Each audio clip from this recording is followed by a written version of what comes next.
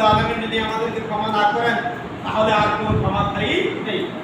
আরেকটি হাদিস আহমদের মধ্যে 8033 নম্বর হাদিস, নবী করিম সাল্লাল্লাহু আলাইহি ওয়াসাল্লাম নিশ্চয়ই আল্লাহ সুবহানাহু ওয়া তাআলা আরাফার দিন বিকালবেলা, যে নিশ্চয়ই আল্লাহ সুবহানাহু ওয়া তাআলা আরাফার দিন বিকালবেলা যারা আরাফায় অবস্থান করছেন, যারা হজ করতে গেছেন তাদেরকে নিয়ে, হাজী সাহেবদেরকে নিয়ে আরাফাতে যারা অবস্থান করছেন আরাফার দিন বিকালবেলা ফেরেশতাদের নিকট তিনি গর্ব করে বলেন, সুবহানাল্লাহ, আরে আমার বান্দা আমাকে ডাকছে, আরে আমার কাছে ক্ষমা চাচ্ছে, আল্লাহ আমাকে ক্ষমা করো।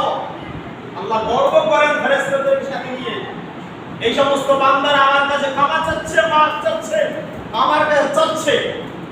অতঃপর বলেন, তোমরা আমার বান্দাদের দিকে লক্ষ্য করো, ফেরেশতাদেরকে বলেন তোমরা আমার বান্দার দিকে লক্ষ্য করো। কে বলেন? আল্লাহ সুবহানাহু ওয়া তাআলা। ও আমার ফেরেশতারা, তোমরা লক্ষ্য করো আমার বান্দাদের দিকে, তারা কি করছে।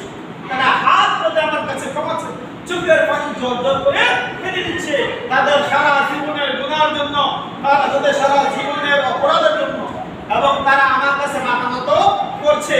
তাদের মাথায় এলোমেলো, তাদের চুলগুলো এলোমেলো, ধুলায় মলিন অবস্থা, তাদের শরীরের মধ্যে ধুলাবালি, তাদের মাথার চুলগুলো এলোমেলো, তারা আমার কাছে ক্ষমা চাচ্ছে।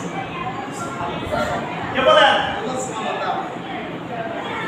এজন্য হাজী সাহেবের হজের গুরুত্ব অনেক। এই দিনে অর্থাৎ আরাফার দিনে গুরুত্ব এইভাবে হয়েছে। ওদিকে যাও, তুমি এদিকে যাও, ওদিকে বসো, এই তুমি সোজা বসো, এই তোমরা ওদিকে যাও, এই তুমি এদিকে বসো না কেন? আবার জানা না। তো যে কথা বলছিলাম, আপনার আমার উচিত প্রত্যেকটা মানুষই এই দিনকে বেশি বেশি স্মরণ করি, এই দিন বেশি বেশি আল্লাহ রাব্বুল আলামিনকে স্মরণ করি, আল্লাহ রাব্বুল আলামিনের দরবারে বেশি বেশি ক্ষমা চাই।